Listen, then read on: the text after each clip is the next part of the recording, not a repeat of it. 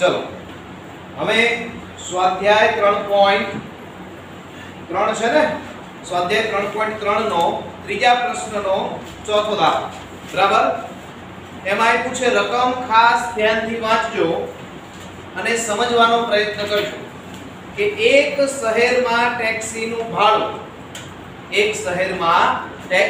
ભાડું નિશ્ચિત ભાડા અને અંતરના પ્રમાણમાં સંયુક્ત રીતે લેવાય છે 10 કિલોમીટરના અંતર માટે રૂપિયા 105 અને 15 કિમીની મુસાફરી માટે રૂપિયા 155 ની ચૂકવણી કરવી પડે છે તો નિશ્ચિત ભાડું કેટલું અને પ્રતિ કિલોમીટર કેટલા દરે કિંમત ચૂકવવી પડે।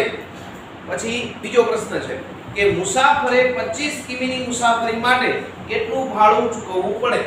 હવે ખાસ ધ્યાન આપજો કે નિશ્ચિત ભાડું એટલે શું। તો જનરલી આપણા ઘરે પેલા BSNL ના લેન્ડલાઇન ફોન હોય ઘણા બધા, અત્યારે કદાચ મોબાઈલનો જમાનો છે એટલે એવા ઘરે ઓછા થઈ ગયા પણ ઓફિસોમાં જોવા મળે। તો એ લેન્ડલાઇન ફોનમાં કેવું હોય કે એના બિલમાં કેવું હોય તો કે તમે એ ફોનનો યુઝ કરો કે ન કરો, એક પણ કોલ ન કર્યો હોય તો એ અમુક નિશ્ચિત ભાડું કે નિશ્ચિત બિલ છે એ એમાં આવે। માની લો કે નિશ્ચિત બિલ 100 રૂપિયા હોય તો એમાંથી તમે એક પણ કોલ કરો કે ન કરો તમારે દર મહિને એના 100 રૂપિયા આપવા પડે। આને નિશ્ચિત ભાડું કહેવાય બરાબર। GSPC ની ગેસ લાઈન હોય આપણા ઘરે તો એમાં માની લો કે તમે લોકડાઉનમાં 3 મહિના ગામડે ગયા તો 3 મહિના તમારે ગેસનો કોઈ વપરાશ થયો નથી પણ છતાંય એનું કાંઈક બિલ આવે બરાબર। જે ફિક્સ બિલ કહેવાય એને નિશ્ચિત ભાડું કહેવાય। એને શું કહેવાય? નિશ્ચિત ભાડું। જનરલી ટેક્સીમાં કે રિક્ષામાં આવા નિશ્ચિત ભાડા હોય નહીં પણ આપણી રકમમાં આપ્યું છે એનો અર્થ એવો થાય કે તમે ટેક્સી વાળાને બોલાયા બરાબર એટલે તમારું ભાડું લાગી એનું નિશ્ચિત ભાડું। તમે ટેક્સી વાળાને અહીંયા બોલાવો છો પછી કોઈ કારણોસર તમે ટેક્સી બાંધતા નથી તો તમારે અમુક રકમ એને આપવી પડે। માની લો કે કોઈ શાળામાં તમે એડમિશન લીધું, તમે સ્કૂલની ફી ભરી તો ફી બે પ્રકારે હોય, એક નિભાવ ફી હોય અને એક શૈક્ષણિક ફી હોય બરાબર। નિભાવ ફી જે છે એ દરેક વિદ્યાર્થીઓ માટે સમાન હોય એટલે કે નિશ્ચિત હોય। ઈ તમે એક મહિનો ભણો તો એટલી જ નિભાવ ફી હોય અને આખું વરા ભણો તો પણ એટલી જ નિભાવ ફી હોય બરાબર। અને શૈક્ષણિક ફી મહિને મહિને અલગ અલગ હોય, આ પ્રકારનું હોય। માની લો કે તમે 12 મહિનાની ફી ભરો છો બરાબર, એમાં 20000 ફી ભરી હોય તમે તો 4000 જે છે એ દરેકની નિભાવ ફી હોય એટલે કે નિશ્ચિત ફી હોય બરાબર। હવે તમે 10 દિવસ રહી અને શાળા છોડી દો છો, એલસી લઈ જવું છે તો તમને ઈ નિભાવ ફી જે છે ઈ પરત મળવા પાત્ર હોતી નથી બરાબર। અહીંયા તમારું એડમિશન થયું એટલે તમારી 4000 જે નિભાવ ફી છે ઈ ફાઇનલ। પછી તમે 2 દિવસ પછી એલસી લઈ જાવ તો તમારા 4000 કપાઈ જાય। સમજાય છે? આવું જે ભાડું હોય એને નિશ્ચિત ભાડું કહેવાય। અને નિશ્ચિત ભાડું છે માની લો કે આપણે ટેક્સી બાંધી છે અત્યારે રકમમાં બરાબર, તો એ તમે 1 કિલોમીટર ટેક્સીને લઈ જાઓ તો એ નિશ્ચિત ભાડું જેટલું છે એટલું જ લાગવાનું છે। 20 કિલોમીટર ટેક્સીને લઈ જાઓ તો એ નિશ્ચિત ભાડું જેટલું છે એટલું જ લાગવાનું છે। સમજાય? પણ કિલોમીટર દીઠ ભાડું વધવાનું છે। માની લો કે નિશ્ચિત ભાડું તમારું 4 રૂપિયા છે અને 1 કિલોમીટરનું ભાડું 2 રૂપિયા છે તો તમે 1 કિલોમીટર ટેક્સીમાં ગયા તો 4 રૂપિયા નિશ્ચિત ભાડું અને 2 રૂપિયા 1 કિલોમીટરનું ભાડું એટલે ટોટલ ભાડું કેટલું થયું તમારું 6 રૂપિયા। સમજાય? એવી રીતે અહીંયા આપણને શું કીધું છે કે ટેક્સીનું ભાડું નિશ્ચિત ભાડા અને કિલોમીટર દીઠ ભાડાના પ્રમાણમાં સંયુક્ત રીતે લેવાય છે। સમજાય? બરાબર। અને પહેલા સમીકરણ માટે આપણે કીધું છે કે 10 કિલોમીટર અંતર કાપવા માટે કેટલું ભાડું ચૂકવે છે? 105 રૂપિયા બરાબર। અને 15 કિલોમીટર અંતર માટે કેટલું ભાડું ચૂકવે છે? 155 રૂપિયા બરાબર છે ને। તો અહીંયા આપણે ધારવાનું શું થાય? આવા દાખલા પૂછાય છે વારંવાર। તો અહીંયા આપણે ધારો કે નિશ્ચિત ભાડું બરાબર રૂપિયા x, નિશ્ચિત ભાડું બરાબર રૂપિયા x અને કિલોમીટર દીઠ ભાડું બરાબર રૂપિયા y બરાબર। તો આપણે આ પ્રમાણે ધારી લઈએ, ધ્યાન આપજો। અહીંયા ચોથા નંબરનો છે ને, અહીંયા લખીએ કે ધારો કે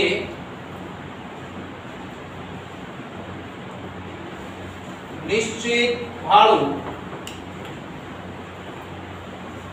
બરાબર ₹x અને કિલોમીટર દીઠ ભાડું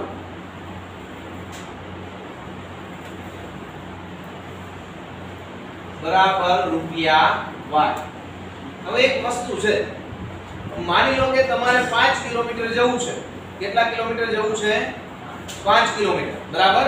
તો એમાં નિશ્ચિત ભાડું તો લાગવાનું x રૂપિયા, સમજાણું? પ્લસ જો 1 કિલોમીટર જવું હોય તો y રૂપિયા લાગે, કારણ કે 1 કિલોમીટરનું ભાડું કેટલું છે? y. તો આ 1 કિલોમીટર અંતર કાપવાનું ટોટલ ભાડું થયું, સંયુક્ત ભાડું, બરાબર. એટલે નિશ્ચિત ભાડું વત્તા 1 કિલોમીટરનું ભાડું. તો 2 કિલોમીટર જવું હોય તો કેટલું ભાડું લાગે? x વત્તા 2y થાય ને.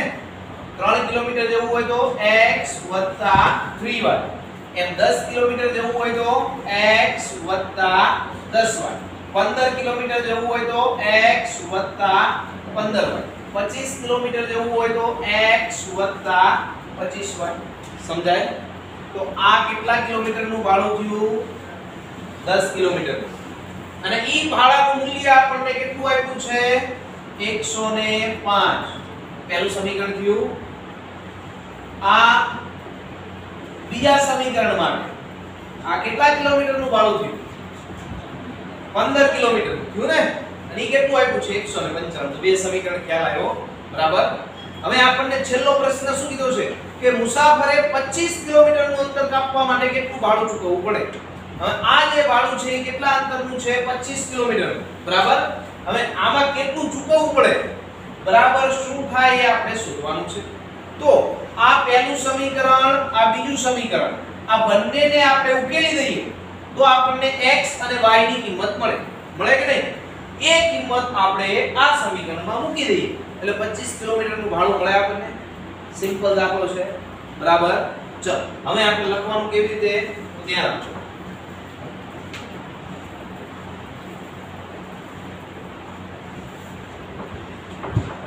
અહીંયા આપણે લખીએ 10 કિમીની મુસાફરી માટે ₹105 ચૂકવે છે.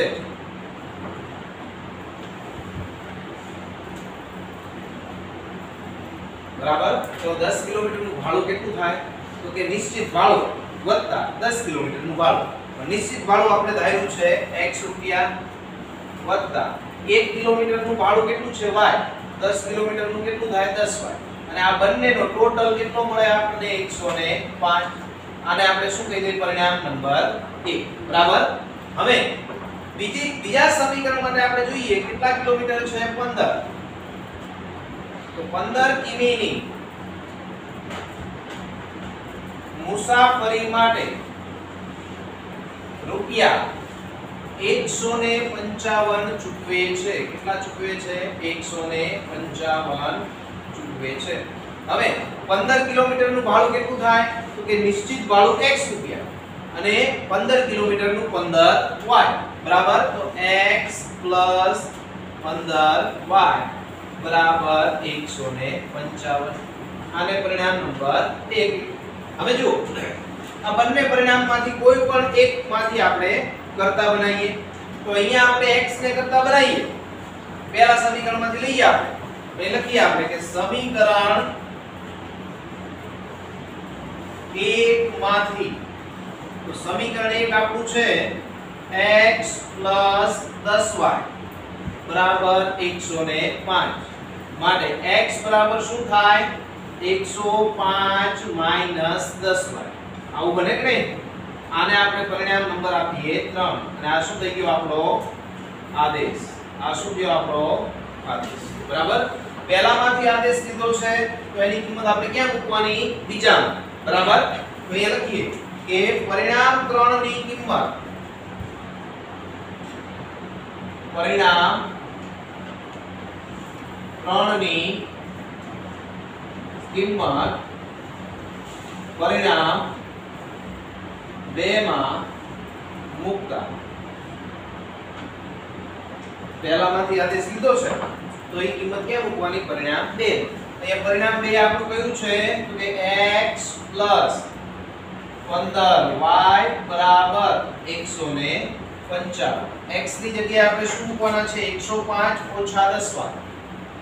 105 ઓછા 10y વત્તા 15y બરાબર 155.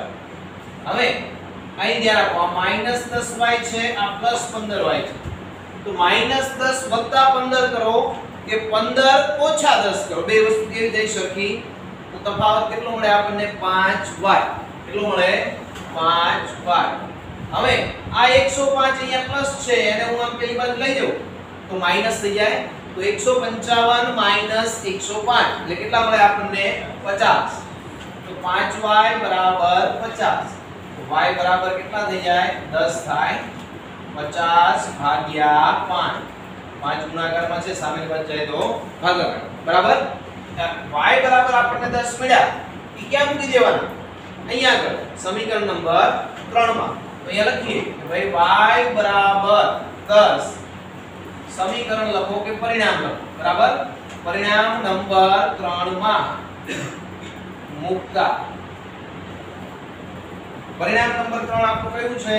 કે x બરાબર 105 માઈનસ 10y. તો y ની જગ્યાએ કેટલા મૂકવાના? 10. તો અહીંયા 10 તો ઓલરેડી છે, તો 10 ગુણ્યા 10 એટલે કેટલા થઈ જાય? 100. 105 માઈનસ શું થઈ ગયું? 100. માટે x બરાબર કેટલા મળે? 5. તો આનો અર્થ શું થયો? કે નિશ્ચિત ભાડું કેટલું મળે છે આપણને? ₹5. અને કિલોમીટર દીઠ ભાડું કેટલું મળે છે આપણને? ₹10. સમજાય વસ્તુ? બરાબર? પણ આટલું લખી અને દાખલો પૂરો કરવાનો નહીં, અહીંયા લખવાનું કે આમ નિશ્ચિત ભાડું બરાબર ₹5 અને કિલોમીટર દીઠ ભાડું બરાબર ₹10. અહીંયા આપણો દાખલો પૂરો. બરાબર છે? ચલો હવે એના પછી 5મા નંબરનો દાખલો છે, ધ્યાન આપજો કે ભાઈ એક અપૂર્ણાંકના અંશ અને છેદ બંનેમાં 2 ઉમેરતા તે 9/11 બને છે. જો અપૂર્ણાંકના અંશ અને છેદ બંનેમાં 3 ઉમેરતા તે 5/6 બને છે, તો તે અપૂર્ણાંક શોધો. સમજો? ચલો અહીંયા આપણે આમ દાખલો પૂરો થઈ જાય છે, પણ એક છેલ્લો પ્રશ્ન આપણે રહી જાય છે કે 25 કિલોમીટરની મુસાફરી માટે કેટલું ભાડું ચૂકવવું પડે? તો અહીંયા આપણને x અને y બંનેની કિંમત તો મળી કે ભાઈ નિશ્ચિત ભાડું આટલું અને કિલોમીટર દીઠ ભાડું આટલું. બરાબર? તો અહીંયા આગળ આપણે લખીએ લાસ્ટમાં, કારણ કે આ દાખલાની અંદર જ પ્રશ્ન છે. બરાબર? કે 25 કિમી મુસાફરી માટે ચૂકવવું પડતું ભાડું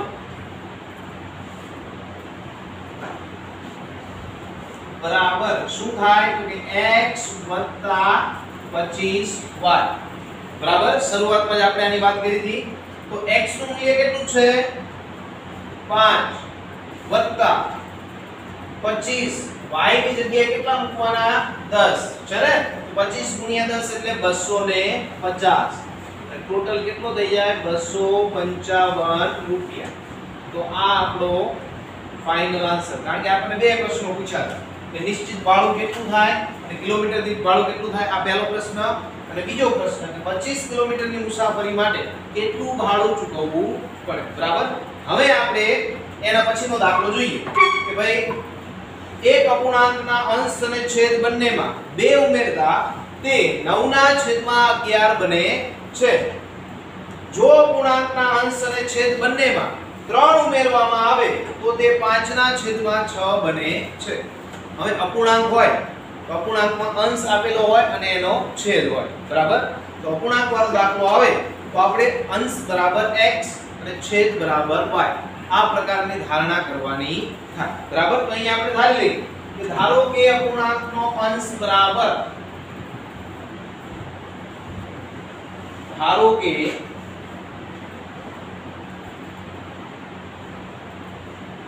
અપૂર્ણાંકનો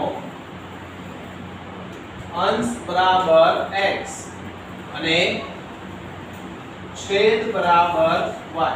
અપૂર્ણાંકનો અંશ બરાબર x અને અપૂર્ણાંકનો છેદ બરાબર y. તો આપણો મૂળ અપૂર્ણાંક કયો થાય? મૂળ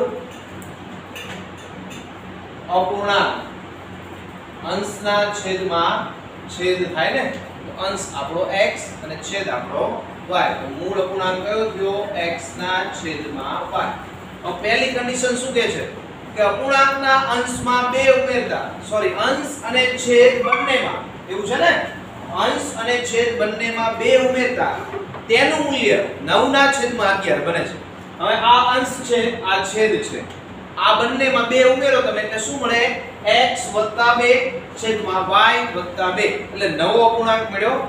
ઈ અપૂર્ણાંકનું મૂલ્ય કેટલું છે? 9 ના છેદમાં 11. તો એના બરાબર શું લખાય આપણે? 9 ના છેદમાં 11. તો અહીંયા આપણે લખીએ કે અંશ અને છેદમાં, અંશ અને છેદ બંનેમાં 2 ઉમેરતા તે 9 ના છેદમાં 11 બને છે. તો અંશ કયો છે? x, એમાં 2 ઉમેરો એટલે અંશ x + 2 બન્યો. છેદ કયો છે? y, એમાં 2 ઉમેરો એટલે છેદ કયો બન્યો? y + 2. તો આ જે નવો પૂર્ણાંક બન્યો એનું મૂલ્ય આપણને કેટલું આપ્યું છે? 9 ના છેદમાં 11. બરાબર સમજાય આટલું? હવે આવું સમીકરણ બન્યું તો આમાં થાય શું? આ છેદ છે, સામેની બાજુ જાય એટલે x + 2 સાથે શું થાય? ગુણાય. આ છેદ છે, સામેની બાજુ જાય એટલે શું થાય? 9 સાથે ગુણાય. તો આ 11 ને x સાથે આપણે ગુણી દઈએ એટલે શું થાય? 11x. 11 ને 2 સાથે ગુણો એટલે 11 દુ 22.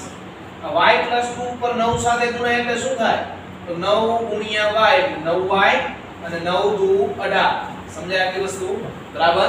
ચલો હવે આ બંનેને હું આ બાજુ લાવી દઉં એટલે આવું બનશે 11x - 9y. આ 9y અહીંયા પ્લસ છે, આ બાજુ આવે તો માઈનસ, અને +22 છે, આ 18 આ બાજુ આવે તો શું થાય? માઈનસ. તો કેટલા વધશે? +4 બરાબર 0. આ પહેલું સમીકરણ બરાબર કે 11x - 9y + 4 બરાબર. બીજી કન્ડિશન આપણે શું છે તો કે અંશ અને છેદ બંનેમાં 3 ઉમેરતા, અંશ અને છેદ બંનેમાં 3 ઉમેરતા તે 5 ના છેદમાં 6 બને છે.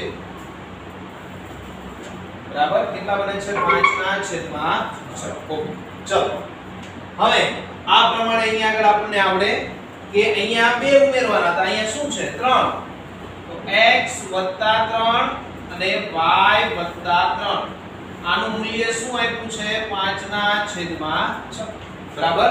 હવે શું કરવાનું? આ 6 નો ગુણાકાર x + 3 સાથે, આ y + 3 નો ગુણાકાર અહીંયા 5 સાથે. બરાબર. તો અહીંયા આગળ આવું બનશે.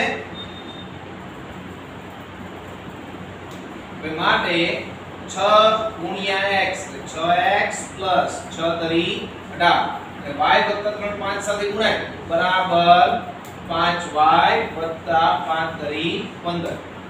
આ બંનેને હું આ બાજુ લાવી દઉં એટલે અહીંયા શું થઈ જાય? 6x - 5y + 3 બરાબર 0. આ બીજું સમીકરણ બરાબર. હવે અહીંયા પાછું ધ્યાન આપજો કે અહીંયાથી છે ને આ દાખલો પાછો આ ભાગ છે. બરાબર. એટલા માટે આપણે બ્લેક અને બ્લુ પેનનો ઉપયોગ કરીએ છીએ. બરાબર. હવે આ બે માંથી કોઈ પણ એકમાંથી આપણે આદેશ લેવાનો છે. બરાબર. પહેલામાંથી લઈ આદેશ તો x ને કરતા બનાવીએ તો આ 9y પેલી બાજુ જાય એટલે પ્લસ થઈ જાય, 4 પ્લસ છે પેલી બાજુ જાય તો માઈનસ, એટલે 9y - 4 અને અહીંયા 11 ગુણાકારમાં છે, સામેની બાજુ જાય તો ભાગાકારમાં, એટલે છેદમાં 11. તો અહીંયા આપણે લખીએ ભાઈ પરિણામ 1 પરથી અથવા તો 1 માંથી. તો આવું આપ્યું છે પરિણામ ભાઈ 11x ઓછા 9y વત્તા 4 બરાબર 0. હવે x ને રૂપા બનાવો છો ડાયરેક્ટ આવી રીતે હું લખું, ધ્યાન આપજો. x બરાબર 9y ઓછા 4 છેદમાં 11. સમજાય આ વસ્તુ? બરાબર. તો આને આપણે પરિણામ નંબર શું આપીશું? 3. કયું પરિણામ? નંબર 3. તો પરિણામ 1 માંથી આપણે આ કિંમત મેળવી ને, તો આ કિંમત ક્યાં મૂકવાની? પરિણામ નંબર 2. બરાબર. તો અહીંયા આગળ આપણે લખીએ કે ભાઈ પરિણામ 3 ની કિંમત પરિણામ 1 માં મૂકતા, પરિણામ 3 ની કિંમત ક્યાં મૂકવાની? પરિણામ નંબર 1 માં. તો પરિણામ 3 આ તો કયું છે? સોરી, પરિણામ નંબર 1 માંથી તો આપણે સમીકરણ બનાવ્યું ને, બરાબર. તો પરિણામ કયામાં મૂકવાની? 2 માં. બરાબર.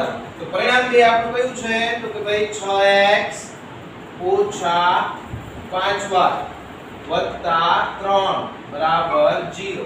અહીંયા આગળ આપણે x ની જગ્યાએ શું મૂકવાના છે? 9y ઓછા 4 છેદમાં 11. બરાબર. તો અહીંયા લખીએ કે 6 કૌંસમાં 9y ઓછા 4 છેદમાં 11 માઈનસ 5y પ્લસ 3 બરાબર 0. હવે અહીંયા 6 અને 11 છે, કોઈ પ્રકારનો ભાગ ચાલતો નથી. તો આ 6 ને આપણે અંદર ગુણી દઈએ. કેટલા થાય? 9 ગુણ્યા 6 54.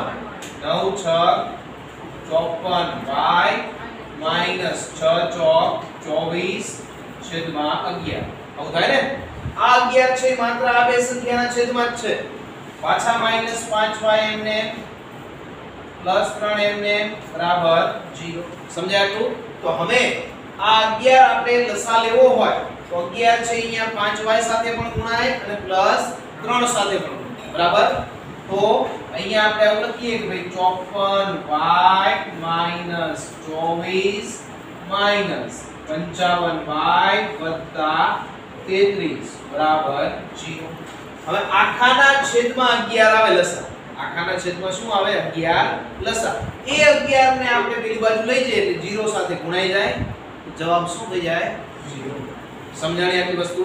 તો અહીંયા છેદમાં 11 લખતા નથી, એનો માર્ક કપાય નહીં. બરાબર. ચલો હવે 54y ઓછા 55y એટલે ઓછા y મળ્યા. હવે માઈનસ 24 પ્લસ 33 માઈનસ 24 પ્લસ 33 કેટલા થાય? 9. કેટલા મળે? 9. તો માઈનસ y પ્લસ 9 બરાબર 0 થયા. માઈનસ y નું પેલી બાદ લઈ જાવ એટલે પ્લસ થઈ જાય. તો y બરાબર કેટલા થઈ ગયા? 9. y બરાબર કેટલા મળ્યા? 9. હવે આ જે 9 મળ્યા એ કિંમત હું અહીંયા મૂકી દઉં એટલે આપણને શું મળી જાય? x મળે. બરાબર. તો y બરાબર 9 પરિણામ નંબર 3 માં મૂકતા y બરાબર 9 પરિણામ નંબર 3 માં મૂકતા. તો આપણું પરિણામ નંબર 3 કયું છે? આ જ છે. બરાબર. તો અહીંયા લખીએ ભાઈ કે x બરાબર 9y ઓછા 4 છેદમાં 11. હવે y ની જગ્યાએ આપણે 9 મૂકીએ તો 9 9 કેટલા થશે? 81. 81 માઈનસ 4 છેદમાં 11. તો 81 માઈનસ 4 કેટલા થાય? 77 ના છેદમાં 11. એટલે x બરાબર કેટલા મળે? 7. 11 સત્તા 77 એટલે x બરાબર કેટલા મળે? 7. તો x અને y ની કિંમત આપણને મળી ગઈ. બરાબર. તો આપણો મૂળ અપૂર્ણાંક કયો થાય? x ના છેદમાં y. તો અહીંયા લખો અપૂર્ણાંક બરાબર x ના છેદમાં y બરાબર શું મળે? 7 ના છેદમાં 9. બરાબર છે? આટલો ખ્યાલ આવે તો આજના લેક્ચરમાં આપણે આ બે દાખલાઓ સુધી રાખીએ છીએ અને આવતીકાલથી એટલે કે આવતીકાલે બીજી રીત છે જે લોપની રીત એના વિશે આપણે ચર્ચા કરશું. બરાબર?